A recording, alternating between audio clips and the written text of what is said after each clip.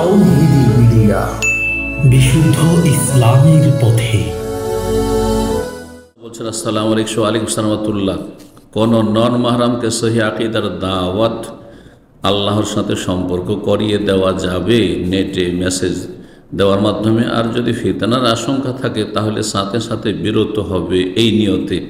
বর্তমানে এইরকম ঈমান সবার নেই, বুঝতেই পারছেন। এইরকম ঈমান যখন নেই, তাহলে আপনি পুরুষ হয়ে মহিলাকে কেন আপনি একা একা দাওয়াত দিতে যাবেন? হ্যাঁ, একসাথে যদি একত্রিত হয় কোনো জায়গায় মজলিস, আর পর্দার আড়ালে বসেছে, আর আপনি দিনের কথা আলোচনা করছেন পর্দার আড়াল থেকে, তাহলে ঠিক আছে। কিন্তু আপনি একা একা চ্যাটিং করবেন, ইসলাম শেখানোর বাহানায়, কোরআন শেখানোর বাহানায়, আর তাকে দিনের দিকে নিয়ে আসার বাহানায়, এটা শয়তানি চোরা রাস্তা। শয়তান এই রাস্তা দিয়ে আপনাকেও নষ্ট করবে আর সেই মহিলাকেও বরবাদ করবে। খবরদার না, এইরকমই কোনো মহিলা দিনের জ্ঞান রাখে আর একটা বেদিন ছেলেকে ধার্মিক বানাবার জন্য সে পার্সোনাল চেষ্টা করবে না, এই দায়িত্ব আপনাদেরকে দেওয়া হয়।